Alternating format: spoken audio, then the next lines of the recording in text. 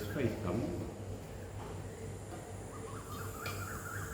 I'm not sure because I think she had an appointment with 1 or 2, so I'm not sure. Let's start. We'll start with the 3 ohms. Sitting in comfortable position. Close your eyes, palms together. Inhale.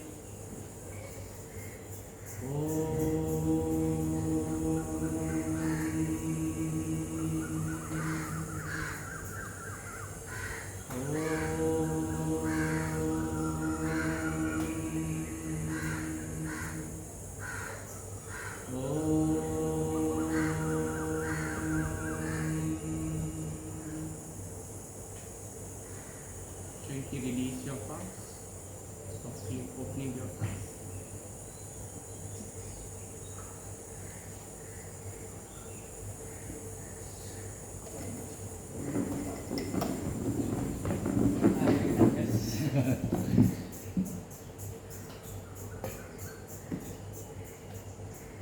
Today we look into the kind of meditation philosophy.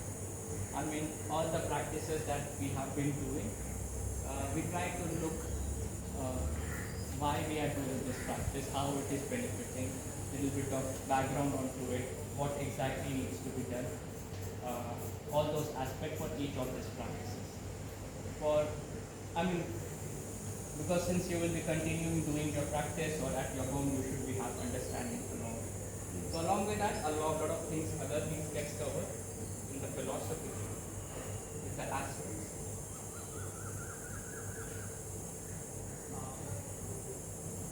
The first one it's called it's the dharana practice.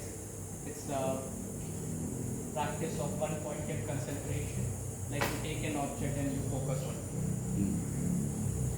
That's what dharana practice is called. Now the thing is, what's the biggest obstacle when you go try to meditate? Sit quietly, go inside. And the biggest obstacle you will be facing is your thoughts. That's the biggest issue, which takes away a lot of energy, a lot of effort, a lot of difficult to focus on what we want to do. And in that way, the thoughts are kind of binding you into certain direction, certain limitation. You're not free enough. If you want to focus onto your breath, you are not able to do it because you are getting into the thoughts. So this is the way to overcome these thoughts. The first practice comes is through a practice that needs to be taking you away from the thoughts and focusing onto one particular thing. So this is where there comes the dharana practices, one-pointed focus.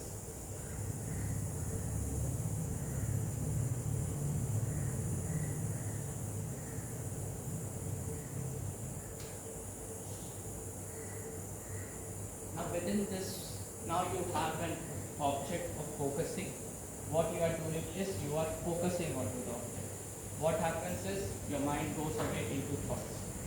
Then you realize the mind is went into the thoughts, you bring it back onto the object. You continue focusing it. Now these objects in the meditation, they say they give a whole range of different things that you can focus on. And these are all of its own lineage, a pathway of meditation, a pathway to choose and practice. But the beginning of the journey is everyone has that common aspect. Whenever the mind goes to the thoughts or to other things, you bring it back to the object. So what are the different things? If we go on to the external things, if you are doing with your, you can take a candle light, you can take a symbol, you can photo of a god,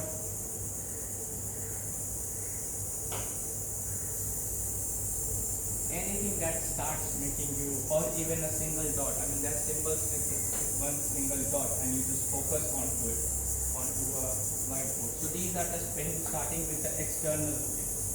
So, and this is where specifically anyone who's starting the journey. which has difficulty going inside, they use the objects like something onto the outside and they start focusing on it. But the idea is always again, whenever the mind goes to different things, bring it back to the object. Moving on to the more internal objects.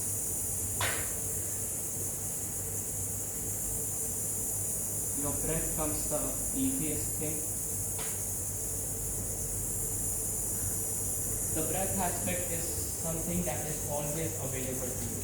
No matter wherever you go, you will be having your breath available to you.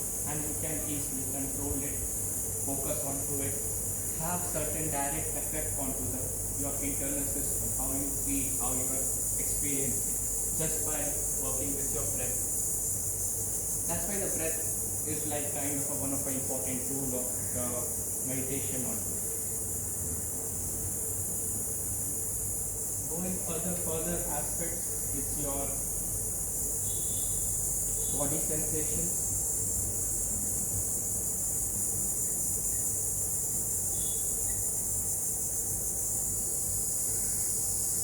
This is another something that should be focused on. But this is more like not one-pointed concentration. It's like a general awareness onto the system of it. But it is also one of the objects which takes you away from your thoughts. So if you are holding a pose and you are feeling a lot of sensations building up, if you are feeling difficulty, even if it's pain, even if it's you are struggling, but it is not, you are not rolling into your thoughts. At least you are connected with your body. Like when we did the Lam and yes, hypnotic inside and yes, we took the attention in the body. Inside, yes. So working with the body sensations in different, either into the asanas, the poses, or with the chanting, with the vibration that you are feeling. So you are using the body sensation onto ability to focus on. Further onto this, there is the sound, the mantra.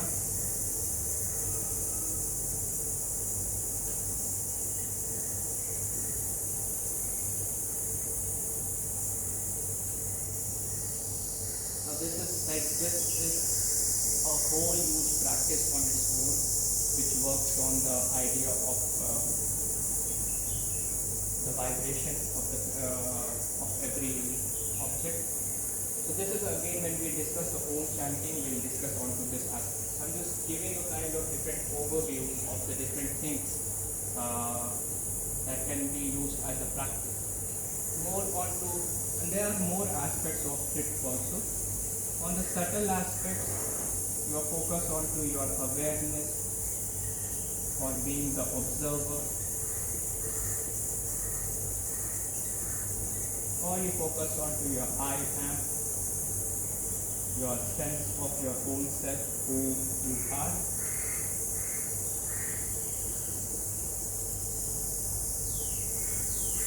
So these are the different practices that are given by also in the Patanjali Yoga Sutra, the Yoga of Standardized book. They have also talked about meditation. Even they have shown that you can take any object. It doesn't even need to be something from this, something needs to be whatever resonates to you, you can take that object and you can start working with that and start focusing on it, start having the connection with it. So this is where the whole focusing aspect starts. So now coming to the practices that we have been doing, the extended breathing.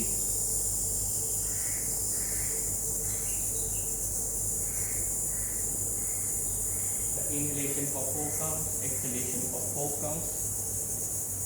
Whenever you are controlling your breath, you are, again, all those aspects are staying out. You are detaching from your thoughts.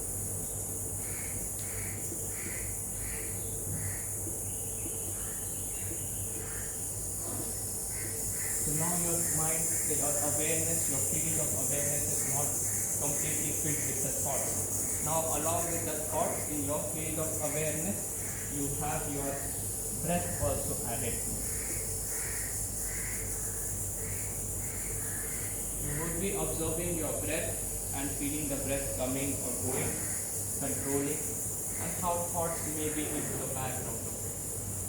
So this is where the detaching from the thoughts as a first step can start taking place. Again, with all the breathing aspects, you are centering of your own self. calming of the mind, and becoming more focused. The focus, centeredness.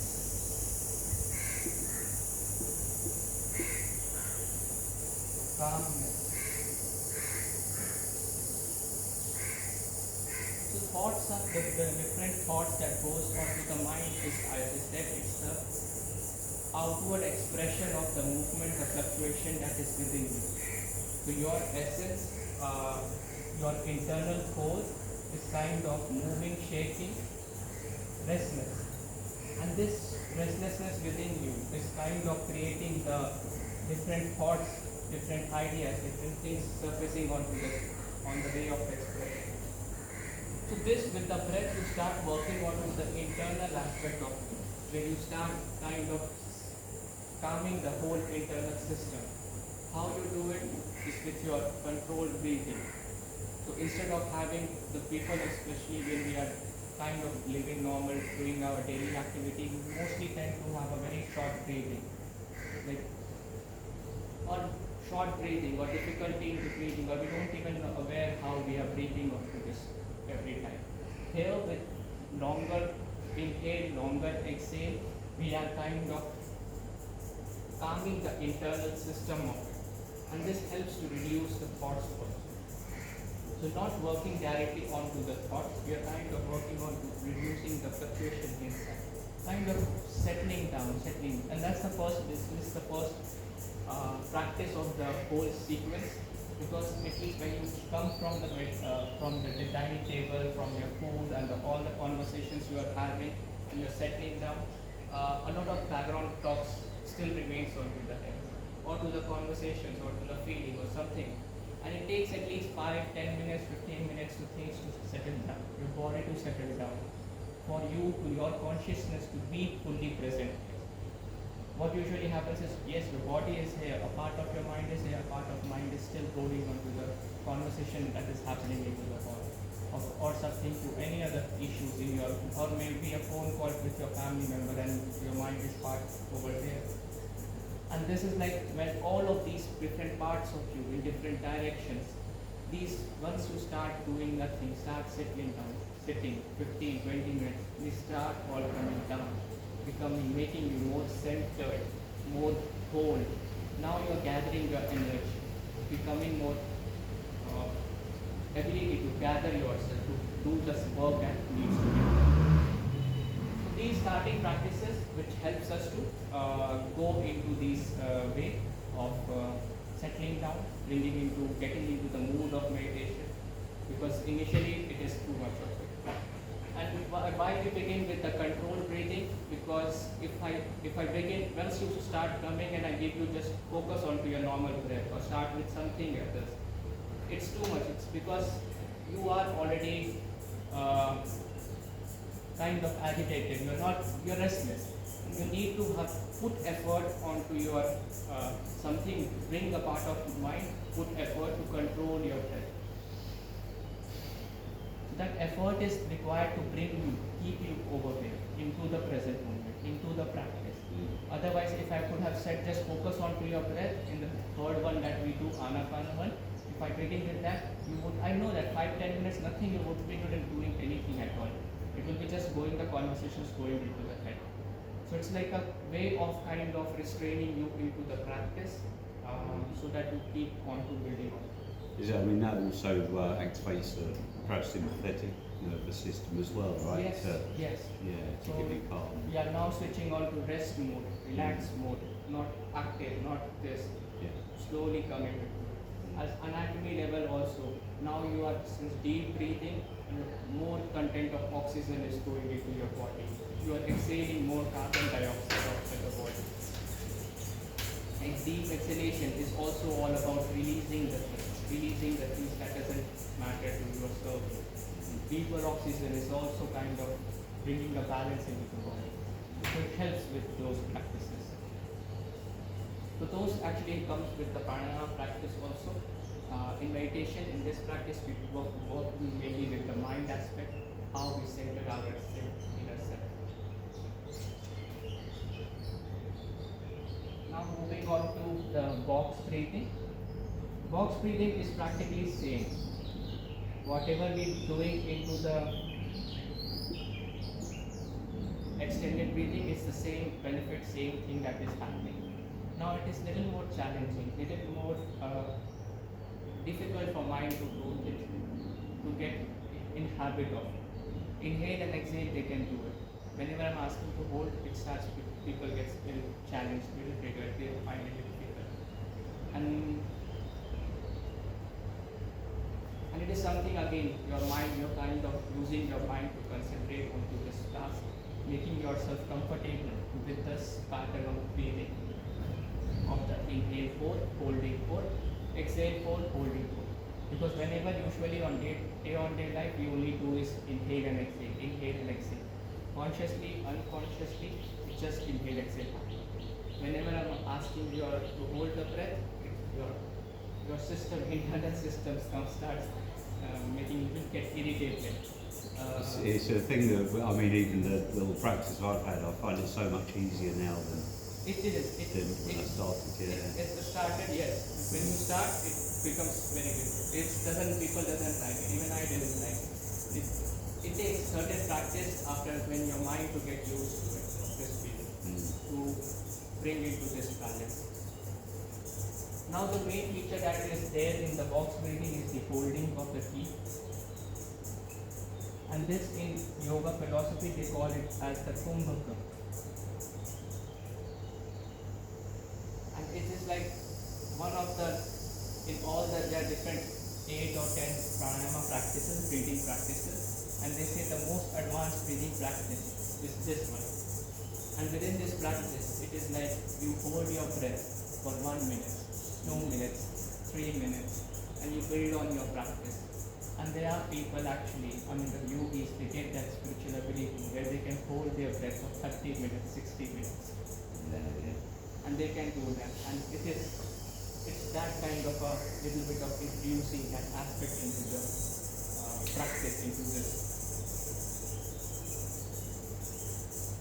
Even in the most of the advanced breathing practices, it is, or in general, whatever they say, or even if they say that the people who are at a very high stage of meditation or those things, their breathing is always slow.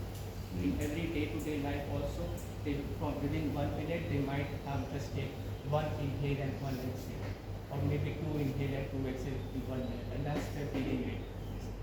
And it is like an, you can say an outward result of the state they hold inside.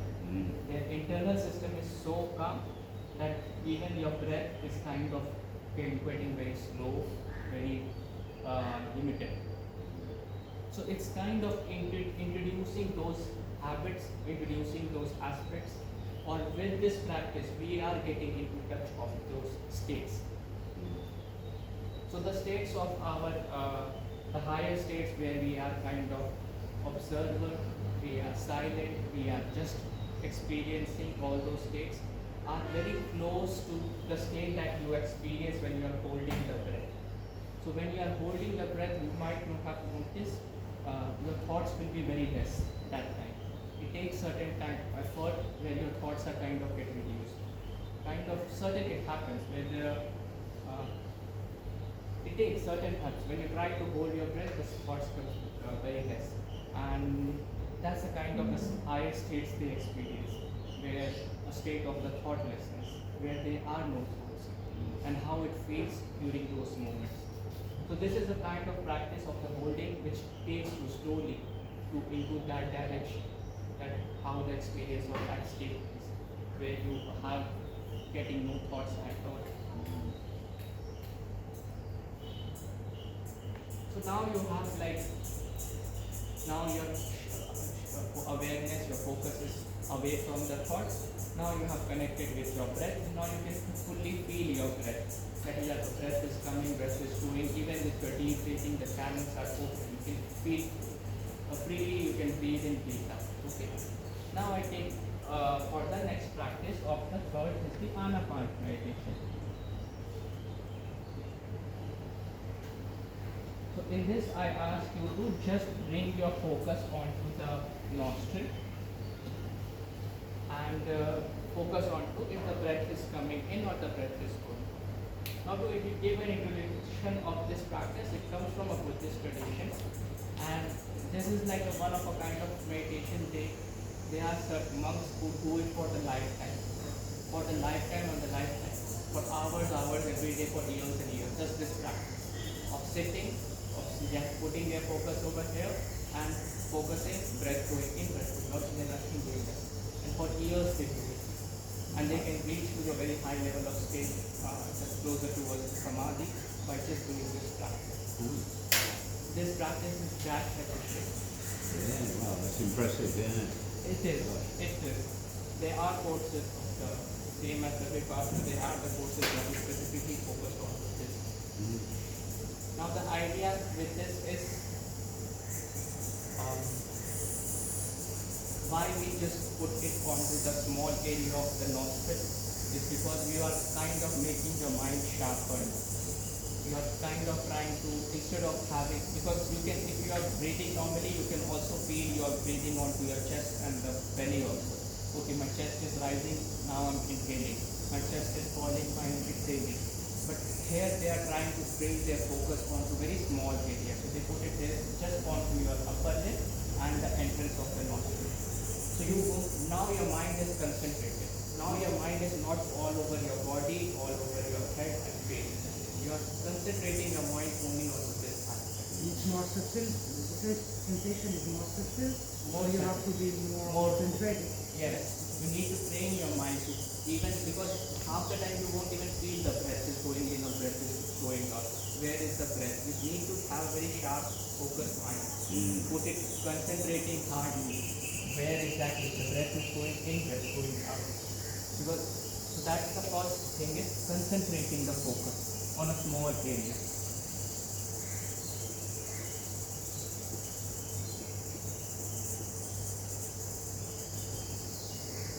So it does seem like, with looking at the candle lights or the symbols and stuff, it does seem like that you just need to get your focus into a smaller and smaller space, perhaps. Is that the most efficient way, the smaller space, the better? Not exactly, I would say. In this perspective,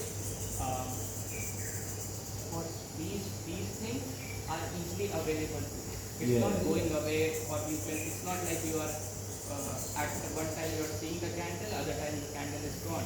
It's not like that. Candle is always there, it just reminds you. But with the breath, it's difficult with the breath. Yeah. Because I see what you're saying, you yeah, can't but so... sense it. You can't sense all the time here. You need to keep mind focused on sensing it all the time.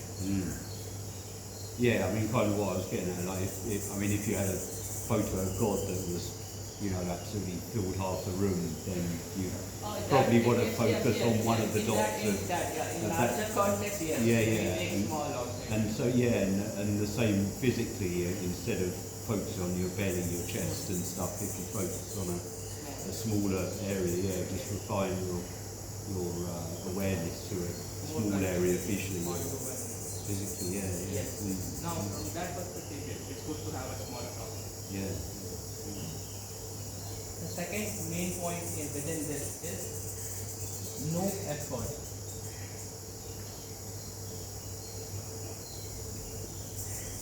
Now, this thing takes certain amount of challenge when you begin this practice. Because here you are not controlling the breath at all. The breath needs to happen on its own.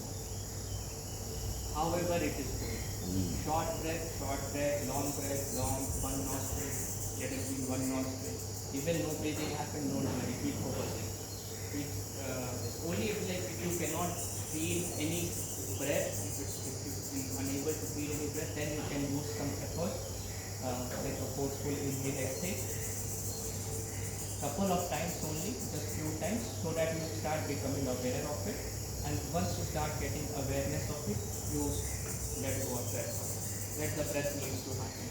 So this is where something it comes with also practice. And this is something also you might with practice realize. Am I using the effort or I am not using the effort? It's a very difficult stage where you, because your self-involvement, you will be facing it. If the effort is going or effort is not going on, it is happening. Many times, when you are not aware, the breathing happens effortlessly. If your mind is onto the thoughts, the breathing will happen without any issue, normal breathing. The moment you start focusing into it, it's like you are putting effort onto the breathing. Yeah, it's like don't look at that car crash. Yes. Yeah. So it comes again with practice, which slowly build up your effortless breath or automatically breath needs to happen without any effort. Third is the observing the in and out.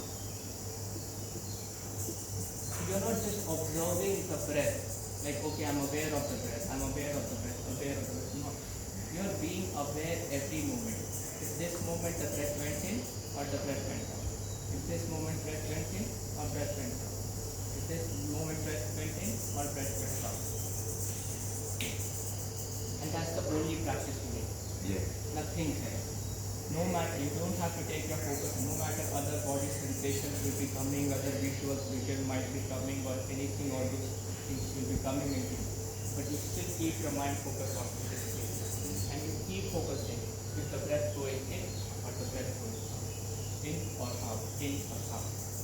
So it's like there's like a kind of a thing of like detachment almost from your body. But you're still aware of it, but kind of almost detached from it. Yes, in a way, it helps with detachment with the thoughts. It helps with the detachment with the body. Yeah. Or anything, even no matter it's something, whatever experience comes within you keep it focused on the breath. You don't take it anywhere. So the distraction doesn't mean to just happen with your thoughts. I mean, thoughts always take you into direction. You might start feeling pain into your back, and it happens when you start meditation. Sometimes these practices you have to sit for 1 hour, 2 hours, and then a lot of pain, body pain starts happening. But you keep focusing on it. You just don't put value on it. You continue the practice, even in the face of practice. Yeah. So this is the kind of thing that helps you to enhance, work onto your focus. It helps to build up your energy and all those aspects. And then by this time you are like your mind is starts getting more focused, more trained, more concentrated. And that's the only thing you need to do. There's nothing else they ask you to do it. And you keep doing it. Being in a good space. So from here the breathing aspects got over. Then we have, I think, the silent meditation. Silent meditation is running after the time.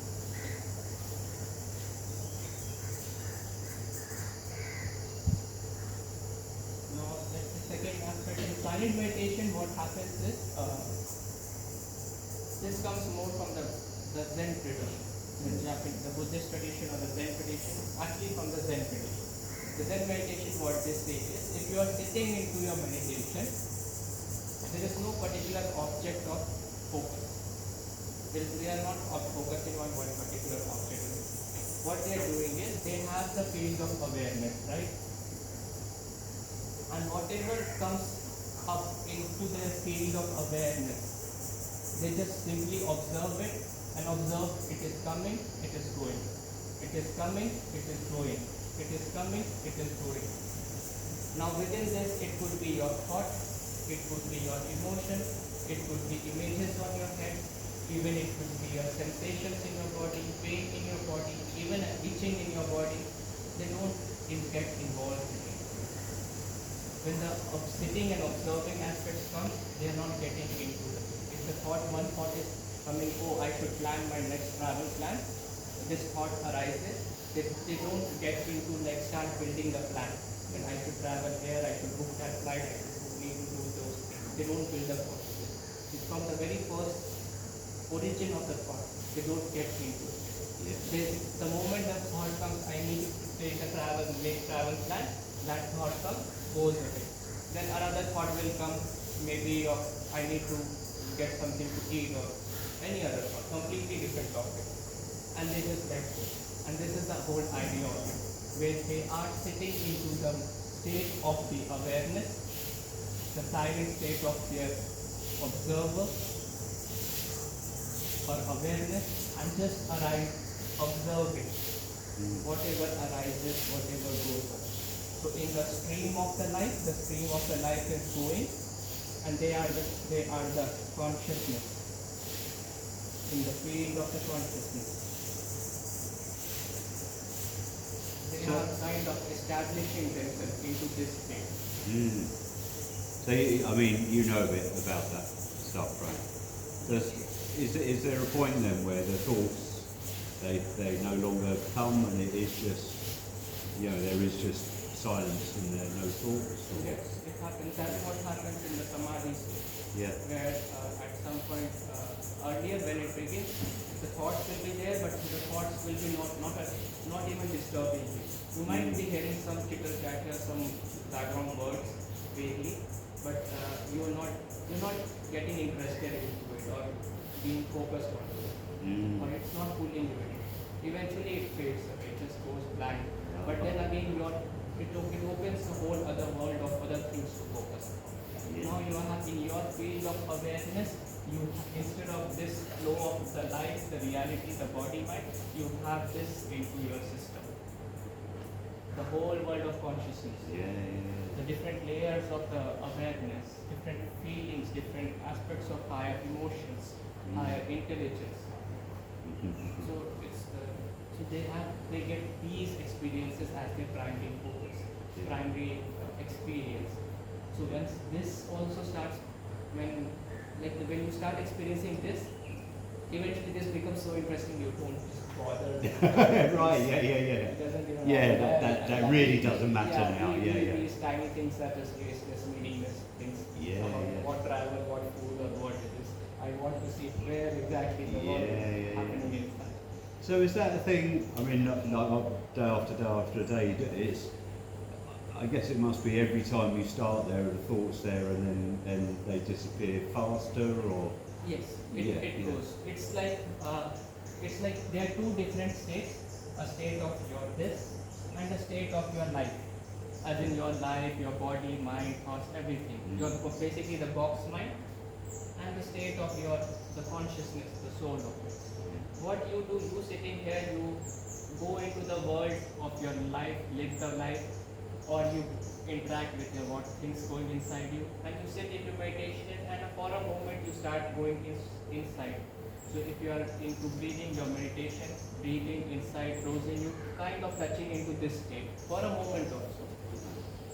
Holding for a second, you are touching onto this state. Then again you are going back into your awareness, or you basically moving into it. And the more you practice, you start creating a pathway between these two. And the pathway, the roadway, the highway starts getting filled up. Now it doesn't take you much time to go back into this. Earlier it might take half an hour or 1 hour meditation to go into the little silent or observer state. Eventually with practice you can easily just 5 minutes you start focusing onto the breath, push, you're back into the state. And then you need to, then the work, this is the first work happens. We are in and out, in and out, in and out. Second work is you start establishing yourself onto this state completely. Now you start spending this time more time onto this state. You go inside, you hold this state as long as possible. Then eventually even your daily life, when you are living the life or you are doing with the things of you keep holding this state simultaneously along with the experience. So this river of your life is flowing along with your river of your consciousness, your awareness is flowing. So this is the way when I tell you the continuous awareness of your breath. So when you are inhaling, exhaling, this is a physical process, a process of something. But understand this, your awareness is also, you can move it along with the full breath. So from your starting of your inhalation to the turning point of your inhalation, inhale goes, it takes the turn and goes in exhale. So you need to notice with this that you can also moving your awareness with this. So So there is a state, awareness is something that is always inside you. You are always being aware with all the experience of it. It's just that the awareness is so much mixed up with the experience, it's difficult to distinguish that state of awareness. But eventually with practice you start realizing, oh, this is the state of awareness that I am. So once you are doing the inhale, at the same time your awareness, your consciousness is also flowing with the drop from the bottom to the top, and then you see the turning happens and then this. So from the physical practice of you putting lot of effort of inhaling, exhaling, with much practice, the whole experience that the body is breathing, only thing is you are doing is you are moving your awareness around. So your awareness moves here, awareness moves down here, awareness moves here, awareness moves down.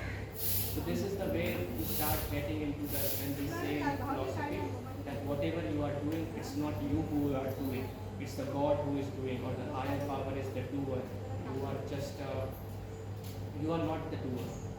That's the idea they say. And this is where you start realizing that basically the action, the life, the flow of the life is already happening. The movie is still playing on the screen.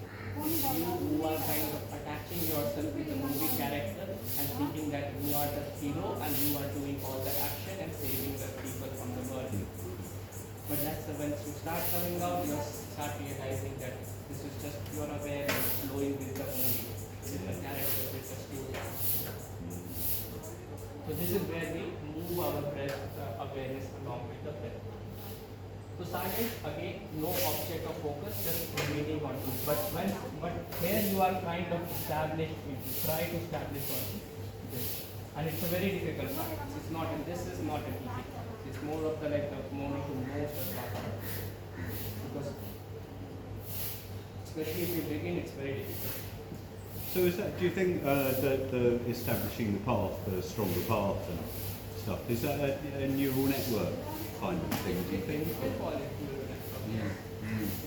Anything you're gonna do will start creating some pattern in your neural network. Even if you are hallucinating, even if you're going on a trip, that's where it is, how it is happening. Your consciousness is taking a ride down a certain neural pathway. Now I'm giving you that experience within. Like the worlds that you see within you are exactly inside you. And instead of consciousness being having aware of the surrounding of your body, it just concentrated into one thing, flows down to one channel of the reality, experience that reality, where you forget the entire your world, your body, experience that world, comes back again. So it is happening within you. It's different synapses of the nervous system that creates that experience with you.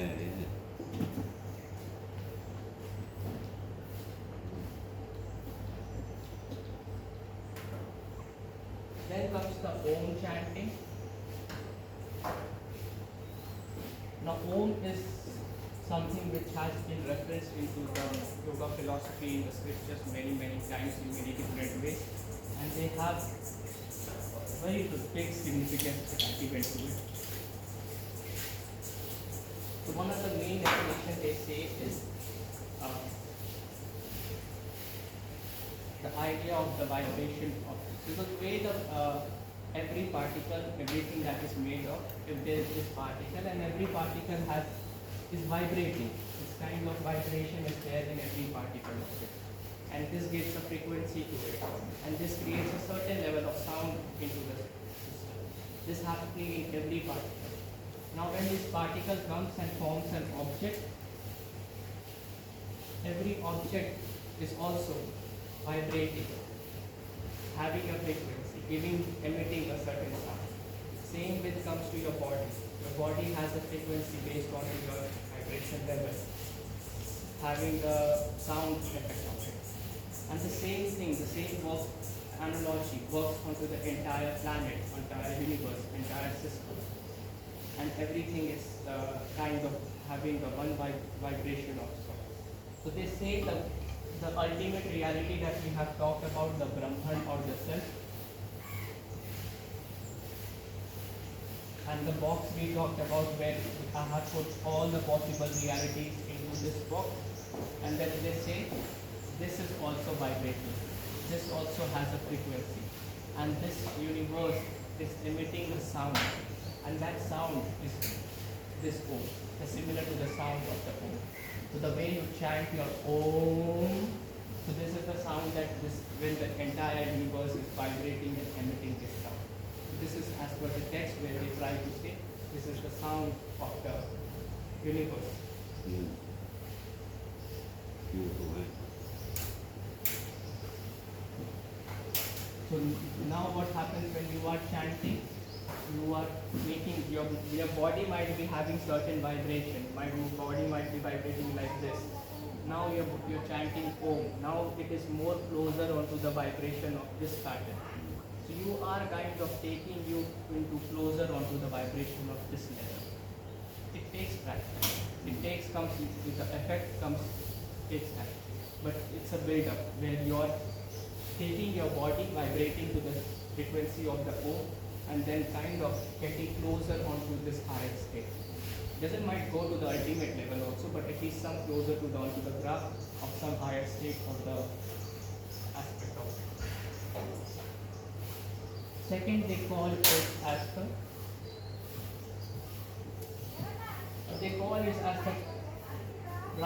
the first sound actually, even the creation of the world, first sound or the creation of the world. That's another theory that they call about this. So earlier, before the existence, everything existed, but they were in the unmanifested form. They didn't have the manifestation into any form.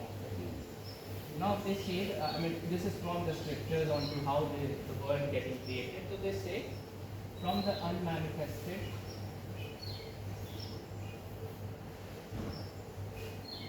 the entire thing, the whole thing that is unmanifested. The first thing he created a sound. From the sound creates a light, and from something along this line. From the light, some more elements get formed, and from elements the world getting.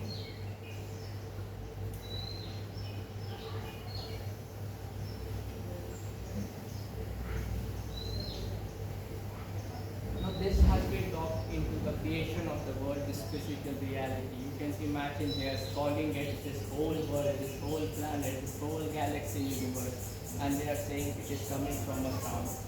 It is like a sound originated, a wave of sound originated, which somehow progressed, evolved, and created the light into this world, and then the light and the further build-up of the world happening, and then the physical reality, physical world started to come. And that's what theory of it. But to we don't know, right or wrong, we don't know. But imagine how powerful the sound would be. Yeah. Like from something from a very high level, a sound is producing the kind of the whole world of the creation. Mm. So this is also spoken into, like in the Bible they say, in the beginning there was a word, and then the word, the word starts coming. The first thing God is the word. In other scriptures also, I think in Quran also they say about how it was sound, and then from the sound everything comes. Mm. So there are other aspects of religion, culture, they also talk into similar line also. Same into the philosophy where they say the whole creation is coming starting from a sound. Now the third, another way of they have describing the Om is A-U-M, and they say these are the three different states of consciousness: waking, dreaming, and your deep sleep.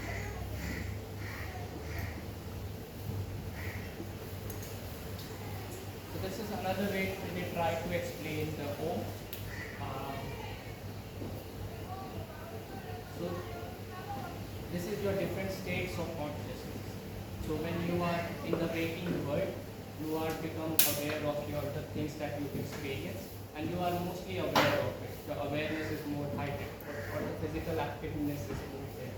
So this is one state of consciousness, and which is the A represent, the starting of the sound of the Om, it starts with the explanation with the wake. The middle part they say it is their dreaming state. When you are sleeping, you are part aware, part not aware. You are experiencing your dreams, you might be aware of it, not be aware of it, but it representing your dreaming state. And M is your like the deep sleep state where you don't have awareness. You might know that there might be you went into a deep sleep state, or you might have a very good sleep, or there might be moments where you have no awareness when the morning happens. But there is understanding that there is just deep sleep state. So this is the M that is interesting. And it's in a way of the way the Om chanting happens is like you open your mouth widely with the starting and then you start slowly closing with the mouth, and then it goes into silence. So this is a way of your kind of the morning, beginning of your morning, of your life, the activeness, and you slowly closing like a way of a petal flower blooms in the morning, slowly closes off by the night, evening. Similar is the experience of it where your Om is opening, waking world, full activeness, slowly closing with Om, and with the Ma, it's almost going into the deep sleep. So this is the way, it's another way the Om represents. This is the way they say that this is the way the creation happens. This is the way actually what happens is this unmanifested, not what we have talking about. This is somewhere it goes, you go back into every deep sleep state, you somewhere go into this state and then come back.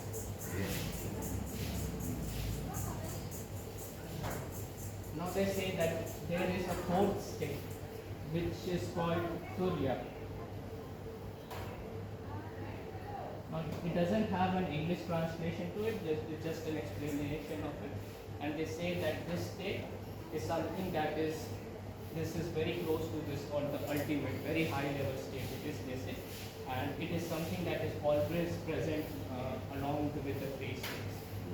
And with practices, you kind of need to, there are practices that help you to go into this state, I don't know, but it's difficult to explain or there aren't many description on this. Because here, by this state, your physical mind stops. The ability of physical mind to comprehend this state, or like the way you lose your awareness onto deep sleep, something of this experience happens with this, and it's something to be experienced, not cannot be experienced. So how was that? That's not like when you meditate or whatever. Is that a similar kind of thing, or? The Turya? Yeah. See, these things are like a whole range of it. Like there are always some moments for a second you definitely tune into different higher states. Okay, Comes and goes, and different level of it. Yeah. So I can't exactly say where exactly. Yeah. And I also don't exactly have the understanding of the Turya state also. Yeah. But yeah, there are different states on it there. is Yeah. always possible. Yeah, I've been in accidents and stuff like that where time just really slows down. It does. You know, so I mean, just an example of a different state. You know. Yeah. So somewhere along these higher states or these unmanifested states or the state of the self, where you almost lose your awareness and this, it happens too. Especially the way we do the Shavasana at the end of the yoga. It's like, in some tradition they call that some very powerful pose when you are doing it. Because it helps you to go into some of these states. When you completely rest after being so tired, and you almost go in half sleep state, zoning in, zoning out, and you might just traversing between these three states of Om and kind of having the experience of the inner world. And so that's why they say that it is also one of the main things. Shavasana. You might be tuning into either the deep sleep or the Turya into the practice. Yeah. And we start with the Yog Nidra. I don't have much of that, but I take it a little bit.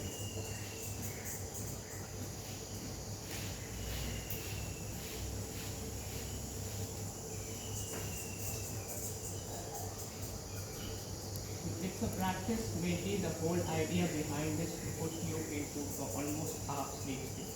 So your body needs to be almost in a way the sleeping state. If your 100% of your mind is there, almost 70-80% needs to be go back into the sleeping state. You just need to keep your tiny part of your mind active and just follow the instructions what is they are asking you to do. That's the whole idea of it. It is difficult to do when you're learning. It takes practice. Initially, there will be moments where you are, whatever we are instructing, you are being very hyperactive and just following the instructions of it. By being fully awake, fully using your mind, fully active. But that's the initial of it, but that's also not the right thing. Or you might just completely forget about listening, go back to sleeping and then coming out, realizing where exactly which part of the stage it is going on right now, which side of the body is going on right now. So that is also, so you need to become, with practice, you need to bring yourself onto the stage where only 10-20% of your mind is active and keep doing the work that is there.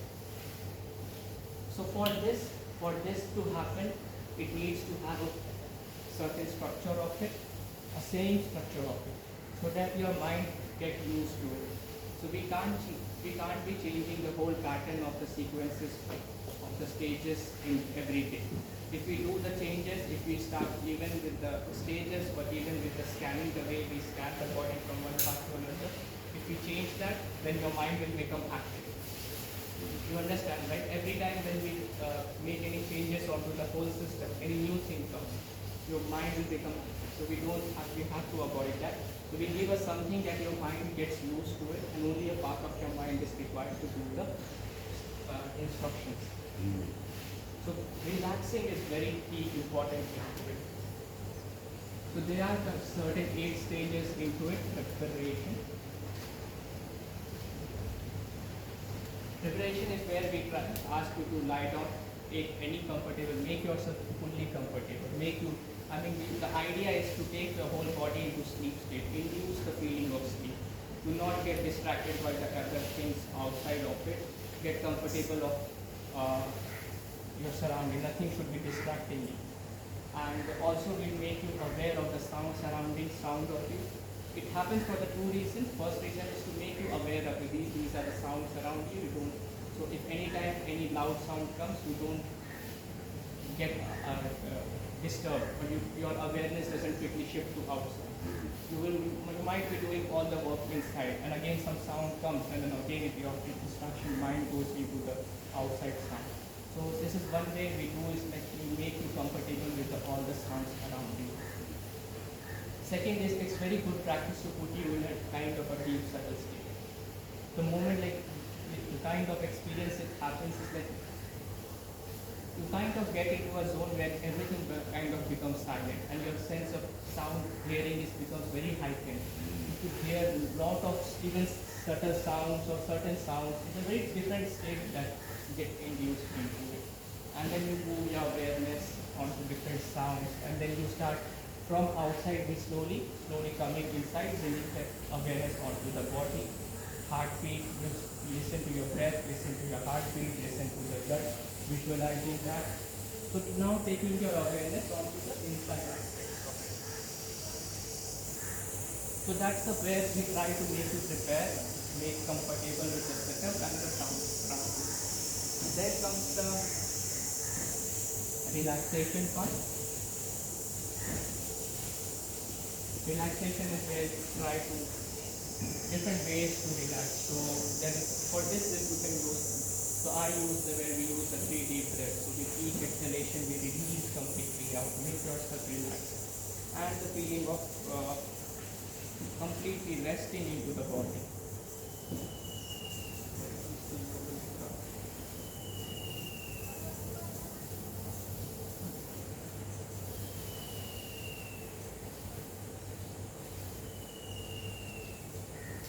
Then within this we have the sankalpa. Sankalpa, the wish that I asked you. So it's a way this whole practice is your awareness, whatever you are, being very active and aware, and it's like sinking. I mean, your body is over here. Internally, you are sinking into more onto the subconscious mind, and further sinking down to unconscious mind.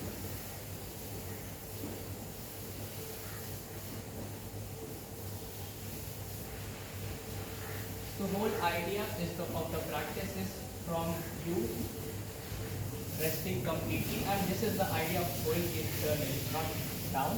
But in the idea is from being hyperactive and aware, you start relaxing, sleeping, the body might start going into the more of the subtle aspects of the mind, subtle aspects of your subconscious mind, subtle aspects of your almost deep. So when we are going into this, we are kind of planting a seed when we are into this state. Planting a seed or for your own growth, from your own welfare. If you want to be peaceful, you want to be spiritual, you want to be calm, it's something you say that I am calm, I am peaceful. And once you start going into this state, you kind of plant the seed, and it's something needs to be done every day, every practice. So whenever, whatever the wish we choose, is keep it consistent, so that we keep seeding, keep watering the same seed again and again whenever we go into the subconscious mind. But eventually it takes rotation. Whatever you desire, it starts taking the rotation. Moving on to the further, the rotation of the consciousness.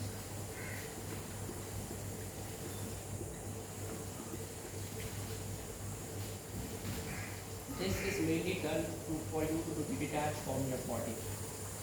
So once you are sending your awareness, your consciousness to this part, you are just being aware this is how your body feels, and you are relaxing it, and then you are moving on. And it's a way of kind of detaching you from the experience of the body.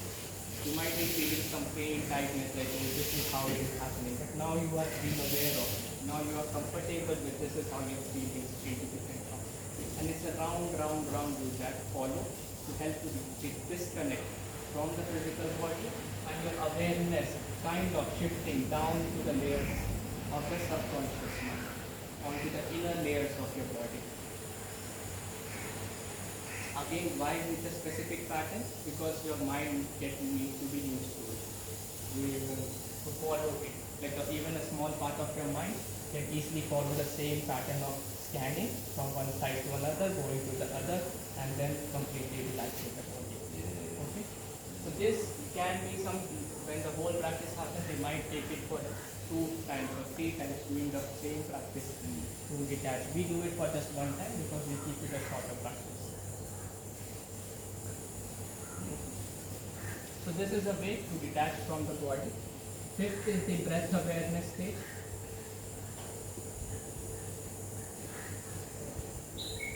Now this is more I'm sending you onto the subconscious mind. Now by this time your body is completely relaxed. Body is almost in a sleep state. So what happens when you are sleeping? Your body is still, your body is not moving. And that's the first instruction we also give you. Try to remain still for the test. If you wanna move, the mind will be thinking, yes, the body is awake. It's the same way you have to trick your mind that you are sleeping. That's the whole idea of it. So if you wanna move, you make any movement, I understand. I mean, here it's difficult. It's like again introductory practices. I mean, but here as with the mosquitoes, with the weather, it's typical. But when the whole practices happen in a flow space or a comfortable space, you do not move happily.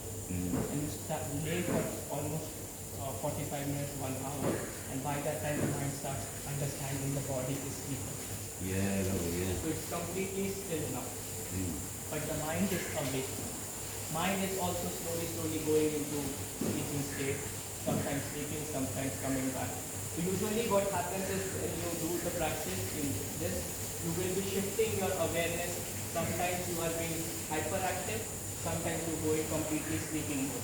Then waking up somewhere, if you're starting your scanning onto the right side, halfway you cross, passed out, slept, then listening to some voice and then waking up onto the left side. So the instruction is onto the left side and this whole part is wrong. I think you were saying exactly that the other day. Yeah. But that's a good thing. It's not a bad thing. This is a normal process that happens and this is how it's supposed to be. We need to keep shifting within the conscious, subconscious, going in and out, in and out, in and out. Eventually you will gonna stabilize yourself. Eventually you start getting control onto stabilizing onto one particular state. That is where you are almost asleep, only a part of your mind is coming. I used to be able to do that driving across through France and down to Spain through the UK. We just take it in turns driving, fill up the fuel tank and do a tank. And I used to be able to sit with my head like that, and it was. I'm thinking back, and I'm pretty sure it was 15% awake. So I knew what I could hear everything, but my body was super relaxed. And I mean, I need to think about that stuff. And it just happened naturally and really easily as well. Yeah.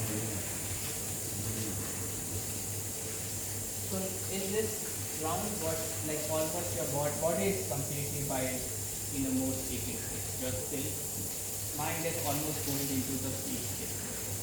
But we are keeping a part of the mind active. And that's why we are going to give you the counting of your breath. But if I say why we give the backward counting is to keep that part of your mind awake.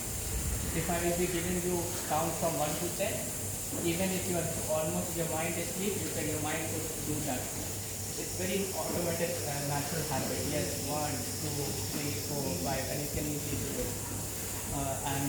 That's why but we need to give you some activeness where you have to little bit alert. So that's why we give a reverse view of the count.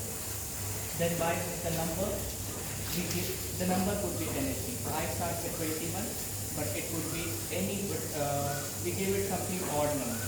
Odd number as in 27 or 31 or 17, something that keeps you active again.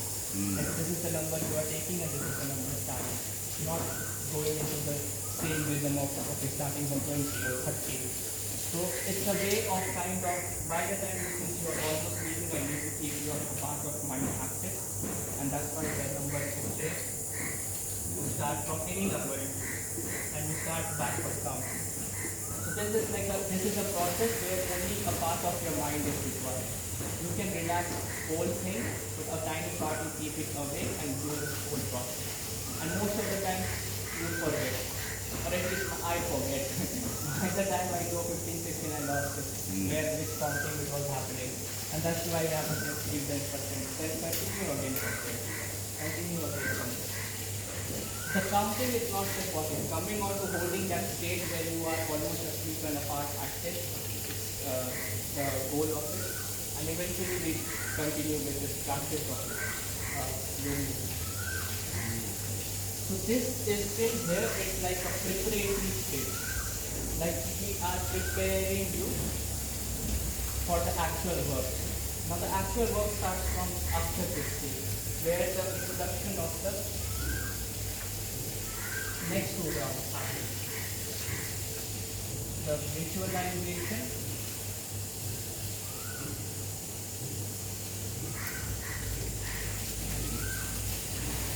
so by this time you are almost established, by this finish you almost established onto a completely subconscious mind, where your whole body, a part of your mind is sleeping, a tiny part of your mind is active. Now what happens in the visualization round, we ask you to focus onto your mental state. So whatever mental state you have onto your front of your head, we ask you to focus onto that. And then we give you a series of imagery for you need to focus, bring that image. So if I tell you visualize a mountain, you need to create an image of a mountain onto the screen. Visualize a river flowing, you visualize a river flowing. Visualize something, any of the objects. If I go for not necessarily needs to be good thing. So there are different ways it happens. In this, the whole actually creativity, the variation of the practice comes. So the one practice is where I quickly give you keep repeating with certain images, and The idea is one or two of the images might give you some reaction, might bring out some memory out of it, might bring out something from the deeper aspects of your work. Okay? Now it could be anything. So usually in this practice,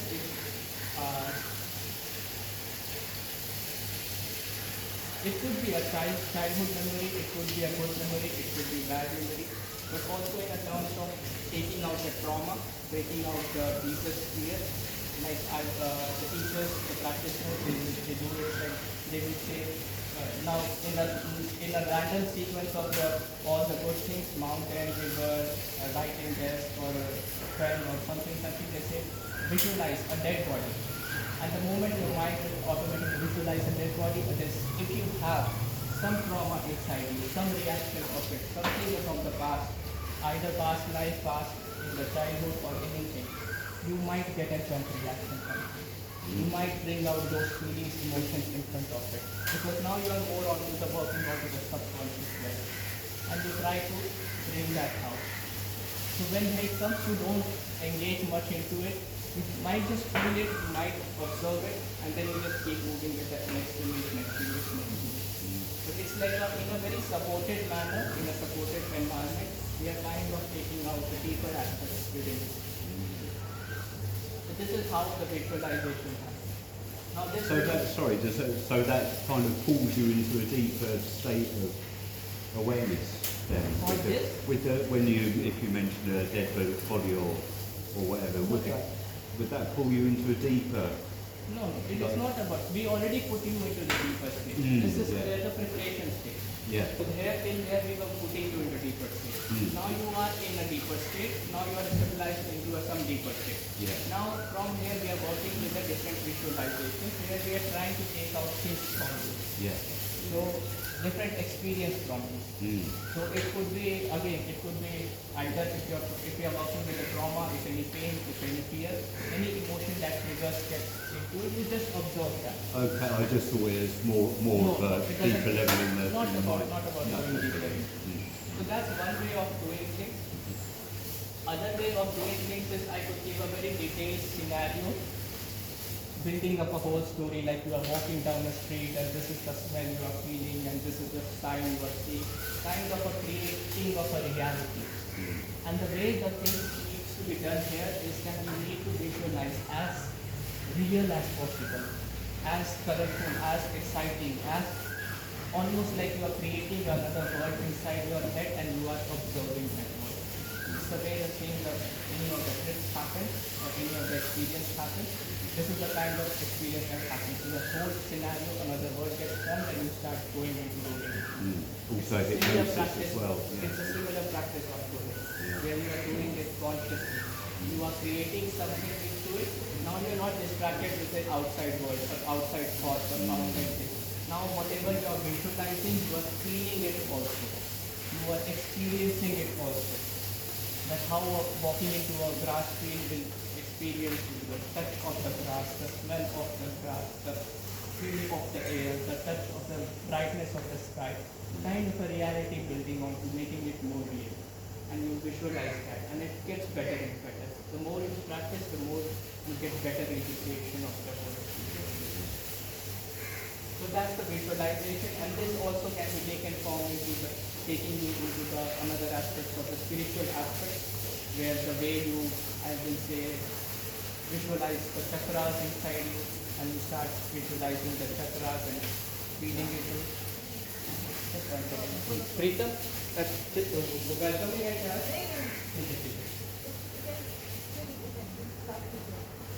So I'll just take 5 minutes and just finish this off, and I hope it's okay.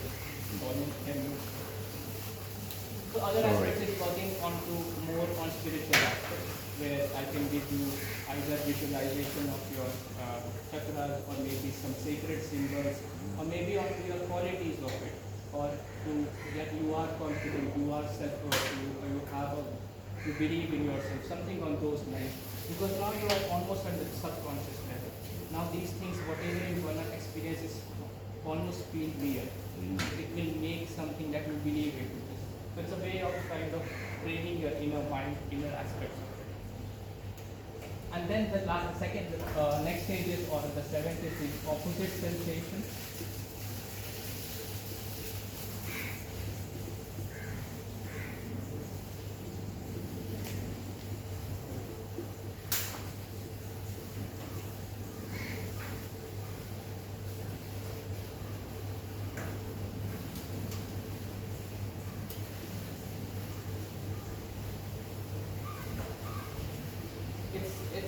It's a very interesting process. What it's the whole idea is, again, the way you are creating a visualization that feels almost real to you, but that is more at the visual level. Okay, how do you make that visual more real? The moment you start feeling that visual into your sensation level, into your feeling level, that reality starts getting a bit more real, right? That's the only two things required. The visual and the experience. It should be giving some experience into the body. So this is where the practice comes, where in this practice, the initial is like, the whole instruction goes like, I ask you to cultivate heat into your body. Try to feel the heat into the body. Feel the heat of your breath, or the heat into your abdomen with the food. And you build up onto, you focus onto the heat and start feeling more heated up. You feel like your body is sweating. You feel like your breath is getting heavy. You are feeling that heatness around throughout the body. I mean, these kinds of instructions that the teacher gives, the instructor gives, and it actually starts happening into the body. You start feeling into it. You start feeling the heat building up inside the body. And once the build-up happens for 2, 3, 4 minutes, the instructions, you do that, cultivate. I ask you to switch. Now, within the same moment, now start visualizing that you are feeling cold. You are feeling the coldness in your body. You're feeling the shivering into your spine. You're feeling your hair standing. You're feeling that you need a blanket to cover yourself, like that kind of cold. And it's a way of working with the subconscious mind, and you can see that how with your thinking, how with the words you are actually feeling into words. Also, it comes with more practice. When you get more into practice, you can easily do it very good in a way. It helps you to come into a balance. It helps you to become, coming out of a duality, you can say, that you can do the opposite, two opposite things into at the same time, and you're still being okay with it. Now for heat and cold, it's okay. But if I ask someone who is to become anxious, how it feels like anxious, to begin having start worrying about things, start feeling lots of thoughts, it is difficult for them.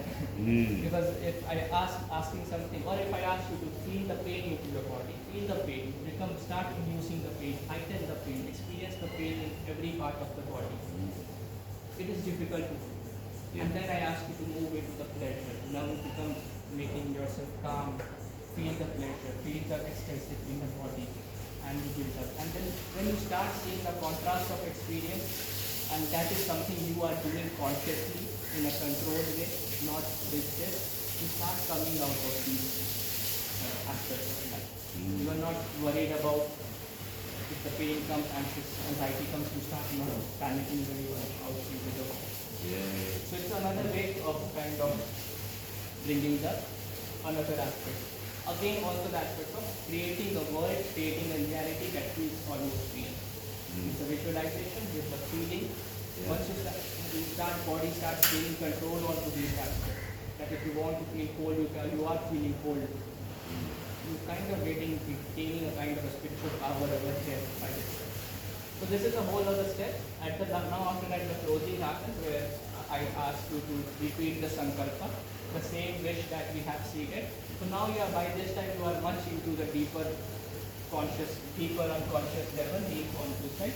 Now you again, if this didn't seeded or didn't work, you kind of re-establishing, strengthening your wish, strengthening your sankalpa. And then after that, we start taking you out slowly. We start making you aware of the sound, of the surrounding. Because many people completely gone into some world, sleeping, and for them suddenly coming up, they might get scared. We don't know which world they are traveling and get lost. So we have to take our time to bring their back to the surrounding, remind them that they are doing the practice, they are there, that's illusion. So, and then slowly we come out, make movement, and then we close the session. That's the whole way of the yoga. It's a very advanced practice, it's a very good practice for resting, relaxation also, but also move into the more deep aspects of it. And we do the self-inquiry, last thing, that is only because at the end you are already almost relaxed, calm into this. So whatever words we give you or we play the music, you feel it very deeply. If I would have said in the beginning of the class, if I would say, oh, forgive that person for what that person has done, you won't give a shit about it. It will be, it's like just words coming, words going, words coming, words going. So, but by this time you are calm, concentrated, and able to feel into the words that is, believe into the words that is coming out of your mouth. Then you can start working on it. So this is the whole idea of the practice itself. Yeah, remarkably similar to the hypnosis that I've had. It is, actually. Yeah, and utterly powerful. It has a lot of other practices in Western culture. They have adapted it from this style of practice. Yeah, of course. Iris and this, in psychology they use it a lot. Yeah, Working with this. yeah, super powerful stuff. It is in the practice it's simple. You just do a short closing. Close your eyes, palms together. One Om and 3 Shanti. Inhale. Om Shanti Shanti Shanti. Gently release your palm. Softly open your eyes. Sorry, it got extended a lot, like 15 minutes. Sorry, it's me blithering I think half of that then. Can you tell me yesterday for the dictation, you wrote on the board, yes, the thing I couldn't remember it, I forgot to mention. When I was rubbing, I thought to ask you that you will want to take a photo of it. I can write it now again, just the mantra, and you can. That's fine. Because I thought to remember, I had a lam, ram, ram. The one is missing. I have only. Or if you want, I can give you a printout during the meditation class. I can give you a printout which have the details of it, more details of it, along with the color and the qualities, and I have it. Nice. So that will be. Yeah, I found really impressive. Yes. Okay, yes, thanks. I'll be I'm going to meditation tonight. Sure. Yeah, thank you. Yes. Would you be able to do 2 printouts? Yeah, sure. I can do that. Or I can photo one No, of them. it's just I have to take I have the file and just print it out. Thank you very much. It's mainly also the interesting part is the qualities of the these chakras. That is the main thing you're looking to, resonating, finding connection between. Oh yeah, the solar plexus one, it felt like something was going to explode in me or something.